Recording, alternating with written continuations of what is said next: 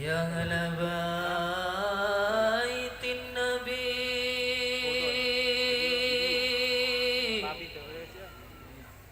يا أهل الصفا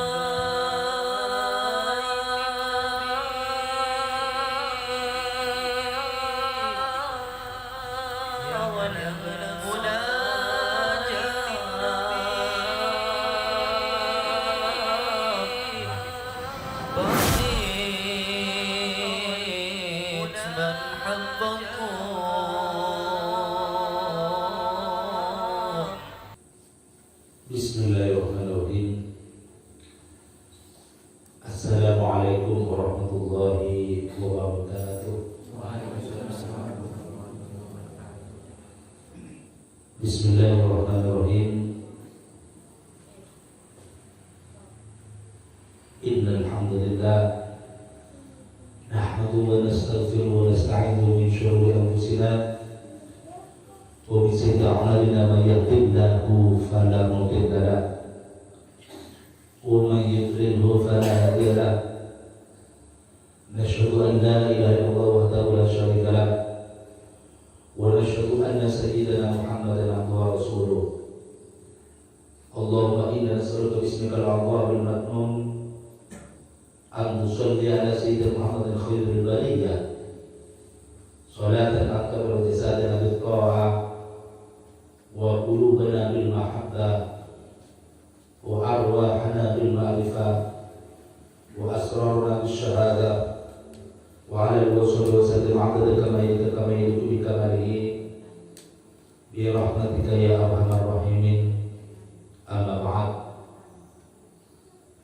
Dalam pertemuan kali ini Al-Fakir akan membahas salah satu bab di dalam kitab Manhajus Sawi ala Tariqatis Syatariyatil Qushashi dalam satu bab fi bayani ilmu rabbani, dalam penjelasan tentang ilmu rabbani, ahli ketuhanan.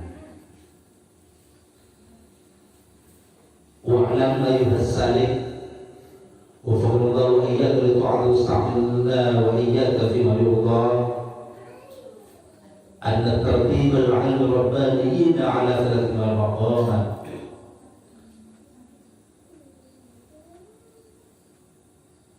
Inna tartib al-'ilm ar-rabbani, inna tartib al-'ilm ar-rabbani, sesungguhnya tartibnya ilmu rabbaniyin, ilmu ahli ketuhanan ala thalathati maqamati, atas tiga maqamat. Maqamul ula, maqam yang pertama, fahuwa ilmuka bi anna Allah laka aynama kunta, ilmuka sadarmu bi anna Allah, sesungguhnya Allah akan selalu bersamamu, aynama kunta, dimanapun kamu berada. Kama qala ta'ala, seperti firman Allah Ta'ala dalam Al-Quran, ma yakunu min najwa thalathatin illa huwa rabi'uhum, ma yakunu, tidaklah yakunu ada seseorang min najwa, berbicara atau berbisik-bisik atau berdialog, thalathatin, tiga orang, illa kecuali huwa, adapun Allah rabi'uhum, yang keempat daripada mereka. Wala khamsatun, dan tidak ada berbicara atau berbisik-bisik lima orang, illa kecuali dua Allah sadisun, keenam daripada mereka khamsah. Wala adna min dzalika, atau yang lebih sedikit daripada itu, wala aktsar, atau tidak yang lebih banyak, illa kecuali Allah ma'hum, bersama mereka, aina makanu, dimanapun mereka berada. وَنَذِيرُ ذَلِكَ فِي الْآيَاتِ وَالْأَحَادِيثِ الْكَثِيرَةِ. Adapun pandangan atas hal tersebut tentang maqamul ulah ini di dalam ayat Al-Quran dan hadis-hadis itu banyak.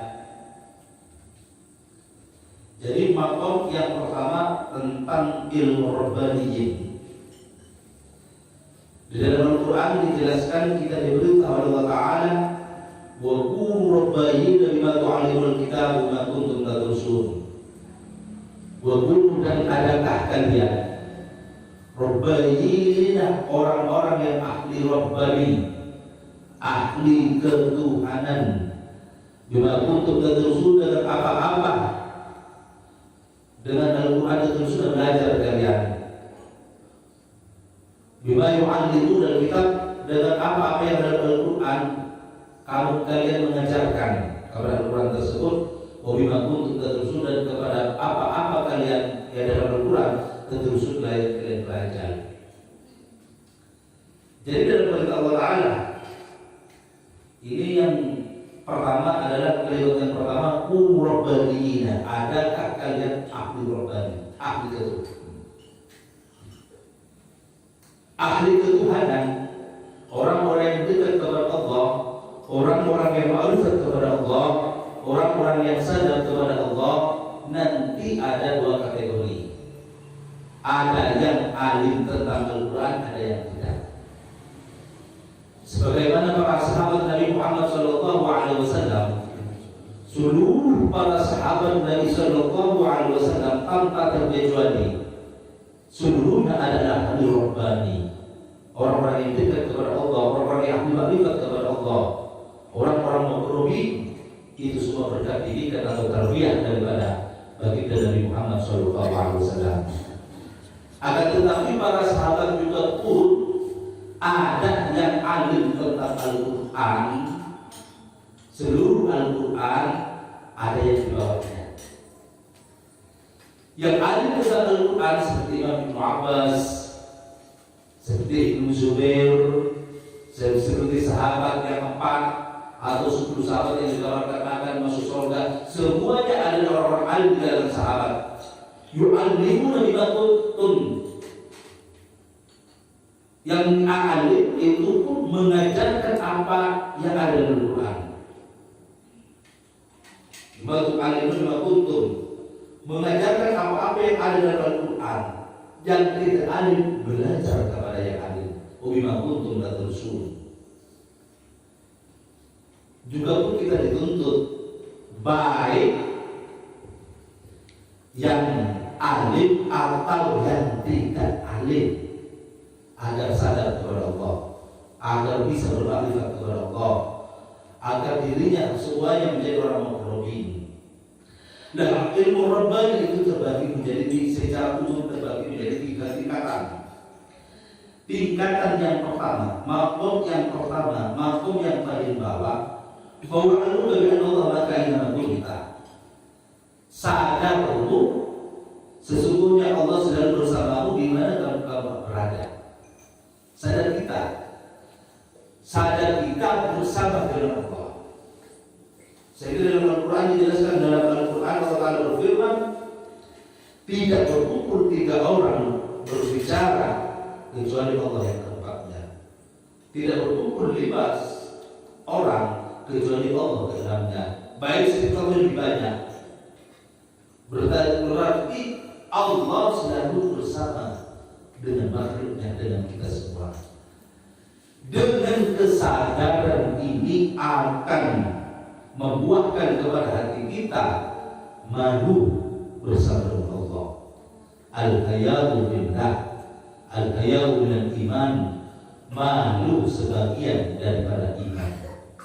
Malu terhadap siapa? Malu terhadap Allah Subhanahu wa Ta'ala. Sehingga orang tersebut kalau malu kepada Allah otomatis takut atau malu akan berbuat maksiat di hadapan Allah. Karena Allah Maha mengetahui, Allah berkuasa bersama dengan mereka, Allah selalu Maha melihat. Malu diri kita kalau diri kita bermaksiat kepada Allah, malunya karena Allah, malu karena merasa kita diawas oleh Allah, malunya karena kita merasa bersama dengan Allah.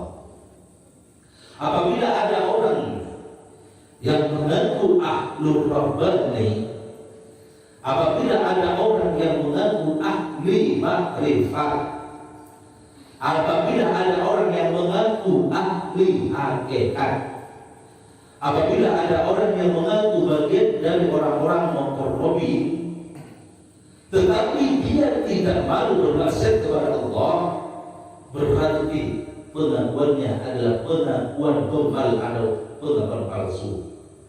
berarti pengakuannya adalah suatu kebohongan.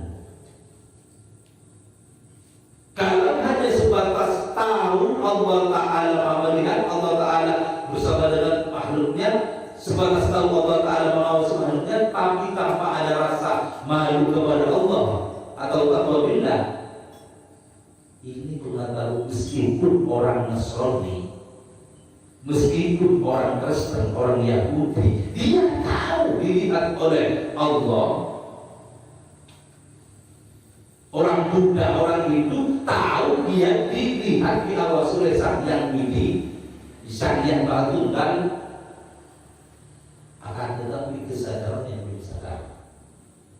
Pengetahuannya belum tentu bisa dirasakan sampai timbul suatu kesadaran. Jadi yang dimaksud dengan maqam ahlur rabbani, maqam ilmu rabbani, yang pertama dia merasa malu kepada Allah karena merasa selalu dimanapun saja merasa bersama dengan Allah. Dan ada pun keterangan ini, dalil tentang maqam ini banyak di ayat-ayat Al-Quran juga pun, di hadis-hadis baginda Nabi Muhammad sallallahu alaihi wasallam. Wa ala sabillika bi antara sulti qadafi wal isbat, dan atas dalam hal itu perbanyaklah kamu memperbanyak zikir nafi wal isbat, la ilaha illallah, atau isbat faqat, atau zikir isbat faqat, illallah illallah illallah, Allah Allah Allah, wala taqwa, dan janganlah terputus zikruka apa zikirmu dari niyata yang zikruka apa zikirmu dari niyat yang langgeng. Jadi untuk bisa mencapai kesadaran ini, makom ini, yaitu kita harus memperbanyak berlatih diri, memperbanyak zikir la ilaha illallah, yaitu kalimatun nafi wal isbat, atau kalimat itu sepakat illallah illallah illallah, atau kalimat Allah Allah Allah, dan usahakan zikir itu pun harus langgeng. Dan untuk melanggengkan zikir ini biasanya prosesnya melalui proses kita harus bersuluk dalam suatu thariqah. Harus kita bersuluk, berlatih diri bagaimana hati kita selalu ingat kepada Allah Subhanahu wa Ta'ala. Ini yang tingkatan pertama. Maqam tsani, ada pun maqam yang kedua, tingkatan yang kedua yang lebih tinggi daripada yang pertama.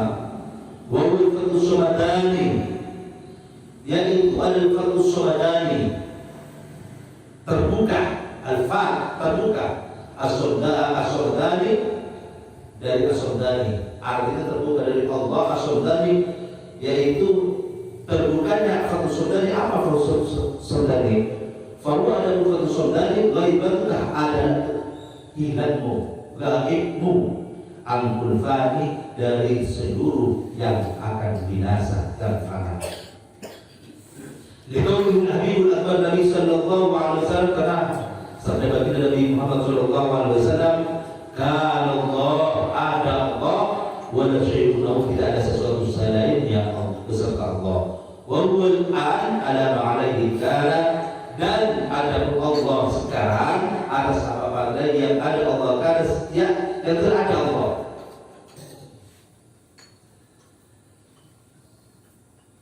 Wa qulu ta'ala, dan firman Allah Ta'ala dalam Al-Quran, wa kullu man 'alaiha fan, setiap sesuatu pasti akan binasa atau fana. Jadi tingkatan yang kedua, yang pertama selalu merasa bersama dengan Allah. Kalau dalam thariqah Naqsyabandiyah dikatakan sebagai muraqabatul ma'iyah. Di sini di dalam thariqah Sukariyah, ilmu rabbani yang tingkatan pertama adalah selalu bersama dengan Allah di mana pun saja. Terus tingkatan yang kedua adalah fatu syuhadani. Apa fatu syuhadani? Kita merasa lenyap lebur, tidak ada, dan segala sesuatu pun itu pun tidak ada. Artinya al-aqwa pun tidak ada, yang ada hanya al-muqawwim, hanya sang pencipta. Ini berdasarkan firman Allah Ta'ala, wa yuqaru badul jalal ikram. Kullu man 'alaihi fan, segala sesuatu selainnya Allah akan fana, akan binasa, akan lenyap. Wa yuqaru badul jalal ikram, yang langgeng itu hanya zat Allah Subhanahu wa Ta'ala. Di dalam hadis yang masyhur, yaitu dalam hadis dijelaskan oleh Rasulullah SAW dalam sekitar Sahih Bukhari, kan Allah la syai'a, Allah ada, tidak ada yang bersama dengan Allah. Walaupun ada dalam malaikat, dan sekarang Allah ada, tidak ada yang bersama dengan Allah. Berarti tingkatan ini dirinya dekat, semuanya alam dekat, di dalam perasaannya yang ada hanya Tuhan Allah. Yang ada hanya Tunggal Allah. Dan ini pengertian yang dinamakan dengan istilahnya Tunggal Gusti. Yang tunggal hanya Gusti, hanya Allah. Yang ada hanya Allah. Selainnya Allah dirasakan di dalam rasa batinnya, di dalam sirul asma Rasulullah, tidak ada, yang ada hanya Allah. Ini perasaan yang lebih tinggi, makom yang lebih tinggi. Sehingga di dalam makom ini, sebagian fikir dari makom salikin ada yang jazbat, karena merasa segala sesuatu selain Allah tidak ada yang ada hanya Allah. Jadi tingkatan yang lebih tinggi daripada tingkatan yang pertama. Ini tingkatan kedua. Makom salis adapun makom yang ketiga. Wahai tajalli lisani adalah tajalli ihsani.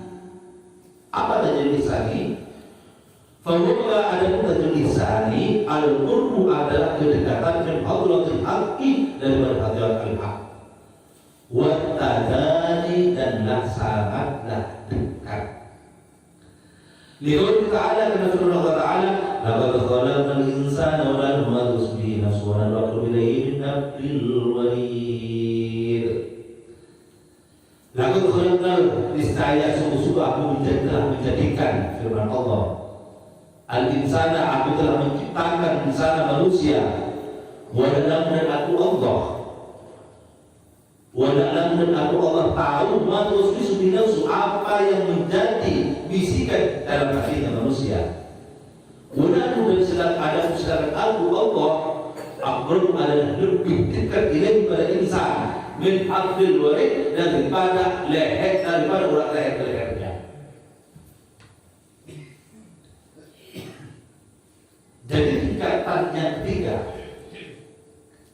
kalau tingkatan yang kedua ada jalan manusia seorang salikin untuk jazbat. Ini kalau di Taurat As-Sabati bisa dilatih dengan istilah muraqabatul ahadiyah. Tapi ada satu makom yang ketiga yang lebih tinggi lagi. Tidak serta-merta kita lenyap secara keseluruhan, tetapi kita masih ada kesadaran.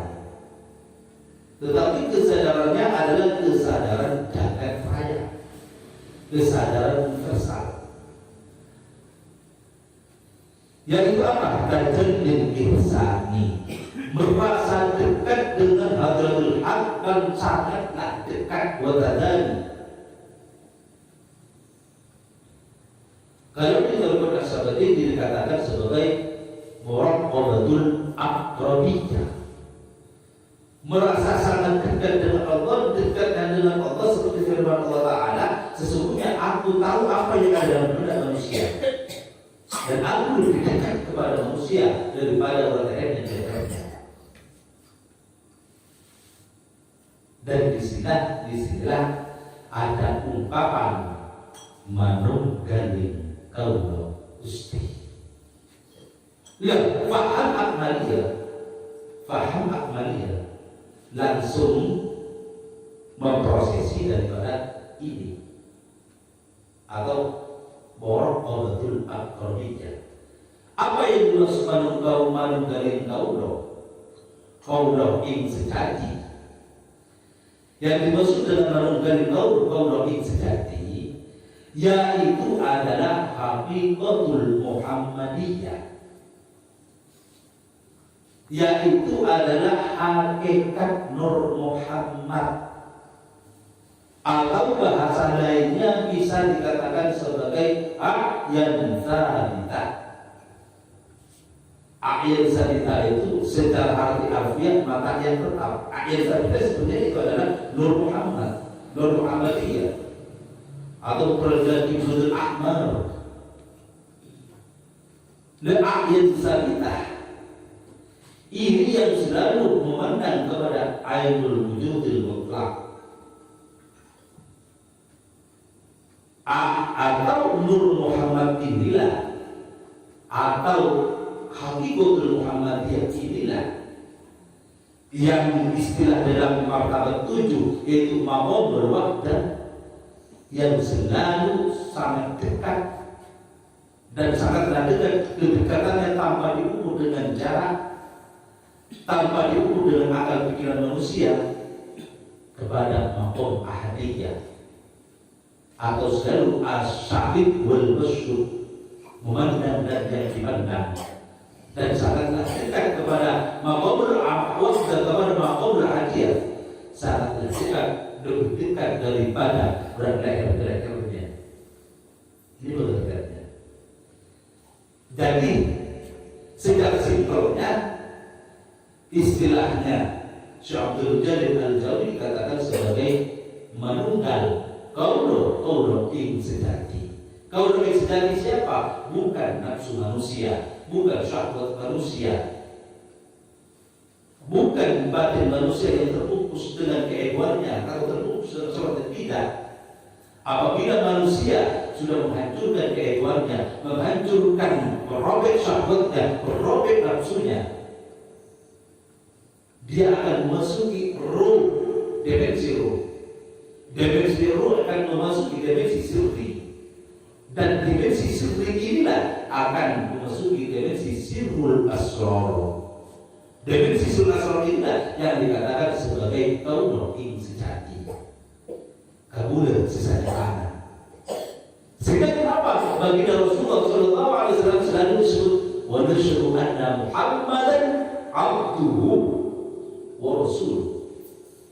Kenapa kok kata abdu dikedepankan daripada kata rasul?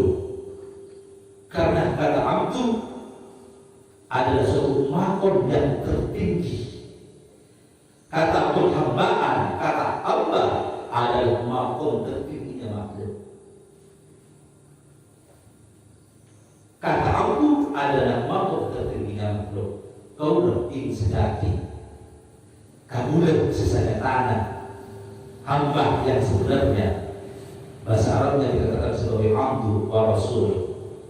Abdu, hamba yang sebenarnya. Lah inilah kaulah yang sejati, inilah yang lebur lenyap merasakan kedekatannya dengan Al-Haq atau Gusti atau Pangeran atau Tuhan atau apapun katanya, Allah, Rabbullah, Ar-Rahman, dan seterusnya. Dan kedekatan inilah tak dapat diukur dengan jarak atau waktu atau tempat. Sehingga Bismillahirrahmanirrahim, bahasa yang lebih singkatnya adalah dua nadari. Sehingga Rasulullah sallallahu alaihi wasallam dekatnya dengan Allah kaqaba qausaini au adna. Ini dalam Al-Quran. Kaqaba qausaini seperti qaba qausaini, seperti anak panah dalam busurnya. Au adna atau lebih dekat. Apa yang dimaksud dengan seperti? Mungkin ulama-ulama ahli dzahir tidak terlalu fikir apa maksud kalimat qaba qausaini. Yang disebut sebagai kedekatannya seperti anak panah dengan musuhnya. Anak panah dengan musuhnya ghairu ittisal, tanpa bersambung. Paham? Anak panah dengan musuhnya tanpa bersambung, tanpa asabtu, ghairu ittisal. Kalau itu tidak mungkin bisa dipanahkan, digunakan. Paham? Tapi wa ghairul infisal, tapi tanpa terpisah. Kalau terpisah, tak mungkin. Ini Allah Ta'ala sudah memberikan maksud tertinggi kepada kita dalam Al-Quran. Tentang kedudukan abdu atau kedudukan kaulah istidati, yaitu hakikatul Muhammadiyah atau baginda Nabi Muhammad SAW. Ini sudah maksud tertinggi daripada Allah.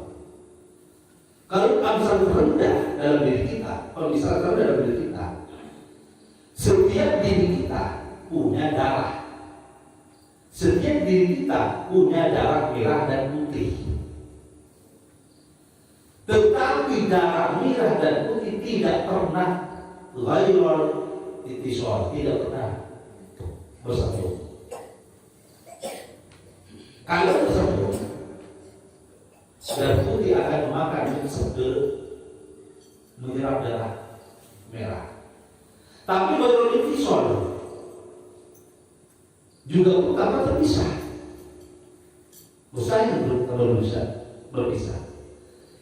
Juga pun dekatnya kalau sejati hakikatul Muhammadiyah kepada Allah atau Al-Qausayni ghairu infisal, ghairu ittisal, ghairu infisal.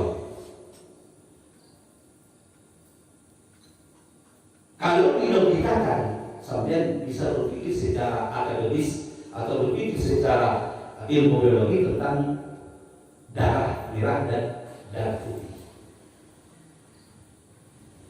Kalau kita berpikir secara perambahan daripada Allah dalam Al-Quran, apa dosa ini? Al-Qadar. Inilah yang dinamakan dengan tajallil ihsani. Allah Ta'ala bertajalli di maqam ihsani. Kalau dalam hadis maqam ihsan, al-ta'budullah kan kata menyembah Allah seakan-akan kamu melihat Allah. Fa in tarahu wa innahu yaraka, kalau kali kamu tidak bisa menyembah Allah, maka Allah selalu melihatmu. Ini terjadi maqam ihsani. Tampaknya, nyatanya, tampaknya tak jadi nyata, tak jadi tampaknya, nyatanya tak jadi maqam ihsani. Dan ini tidak bisa seluruhnya kita logikakan. Tetapi Allah Ta'ala memberikan amsal atau betul saya tentang berbeda Rasulullah, Allah tidak dia masuk logika kita. Kalau itu menunjukkan darah kita, berarti seluruh visual ini pun sangat nyata, sangat terasa di dalam rasa kita, di dalam rasa jati.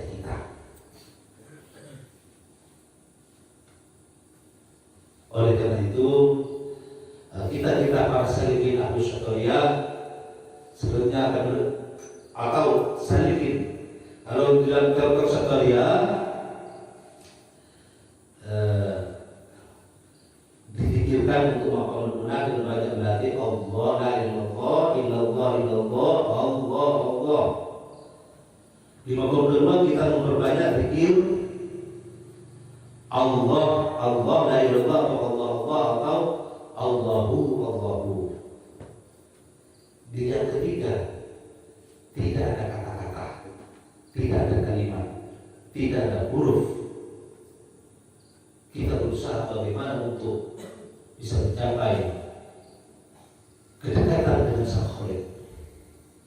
Sehingga dalam istilah orang-orang Ahmadiyah dikatakan sebagai manunggaling kaulo gusti, manunggalnya kaulo ing sejati, yaitu dalam tanda kurung hakikatul Muhammadiyah dengan atau maqamul wahdah dengan Allah dengan gusti, yaitu al-haq, yaitu maqamul ahadiyah. Semoga pertemuan singkat ini kita bisa bermanfaat. Amin Allahumma amin. Mungkin minggu ke depan kita akan membahas dalam ibarat-ibarat lain. Ini suatu ibarat daripada tentang bagaimana tentang apa ilmu rohani. Sedangkan kita diberikan oleh Allah Ta'ala wa qurbani lima tu'alimul kitab. Adakah kalian seorang ahli rohani lima tu'alimul kitab yang mengajarkan kalau alim tentang Al-Quran, ilmu fikih, ilmu tafsir, ilmu hadis, ilmu tata negara yang sesuai dengan syariat Islam, itu semuanya mengambil daripada Al-Quran. Pun kalau kita tidak tahu, bagaimana untuk usul, mempelajari itu semua, mempelajari kepada yang ahlinya.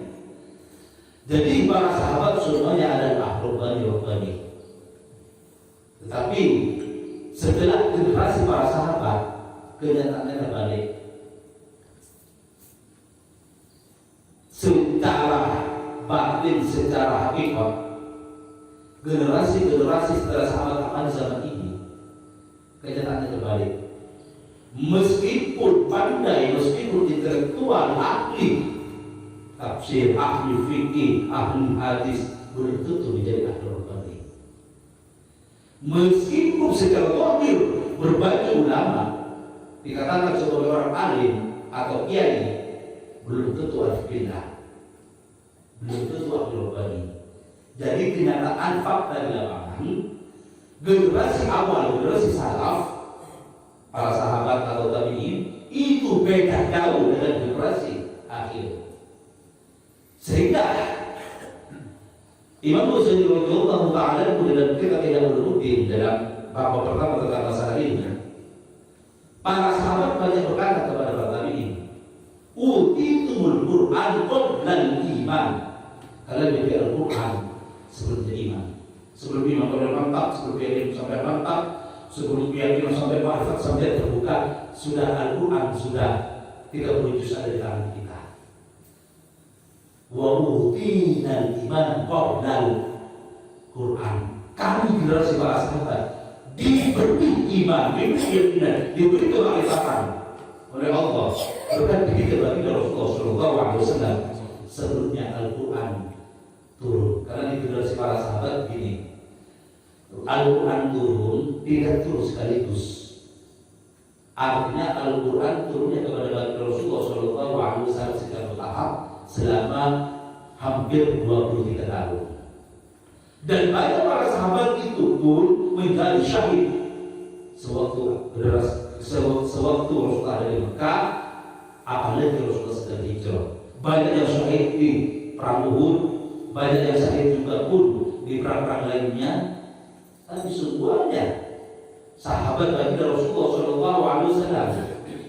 Meskipun yang sudah wafat di awal-awal sebelum Rasulullah hijrah, seperti Sayyidah Khadijah radhiyallahu anha dan lain-lain, atau seperti Sumayyah radhiyallahu anha, atau seperti zaujatnya, atau seperti suaminya Sayyidina Yasir yang syahid sebelum Rasulullah hijrah, semuanya sudah ada di maqamul muqarrabin. Semuanya ahli makrifat, semuanya ahli hakikat, semuanya orang yang dekat kepada Allah. Adapun kita, meskipun secara zahir ada kemungkinan secara zahir agak pintar atau pandai, kadang-kadang tidak merasakan satu titik dari apa yang dirasakan oleh para sahabat radhiyallahu anhum. Tidak mengalami, tidak merasakan, atau tidak bisa mendauki apa yang dirasakan oleh para sahabat radhiyallahu anhum. Oleh karena itu Imam Ghazali berpesan, kalau sudah umur tidak bisa diperkirakan, tidak untuk mencari berbagai macam ilmu, carilah ilmu saja, ilmu yang bisa mendekatkan diri kepada Allah. Carilah ilmu yang bisa kamu bisa istiqomah dalam beribadah. Bisa sampai lihat dengan karya Imam Ghazali yang pendek-pendek, misalkan Ayyuhul Walad atau kitab Minhajul Abidin. Di sana secara gamblang Hujjatul Imam Ghazali sudah menjelaskan kepada kita. Kita dituntut untuk mencari ilmu hakikat, kita dituntut untuk mencari ilmu yang bisa membuka pintu marifat.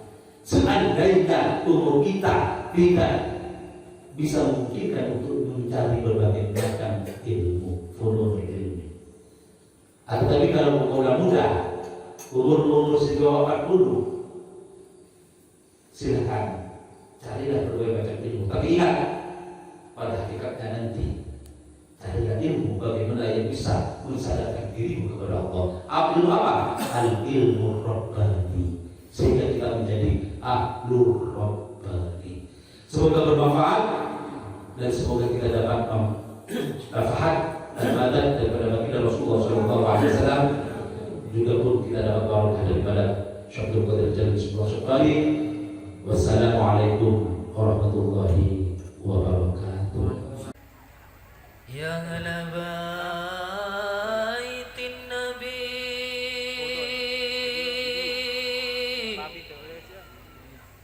يا أهل الصفا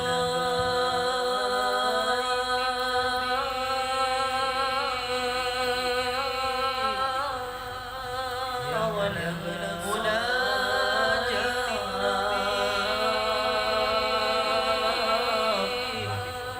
بقيت من حبكم يطفر بما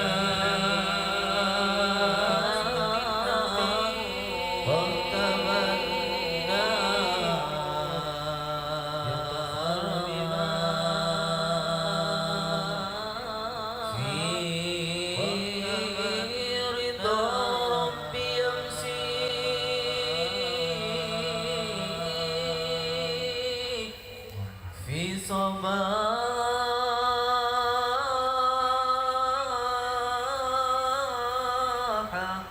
وممساه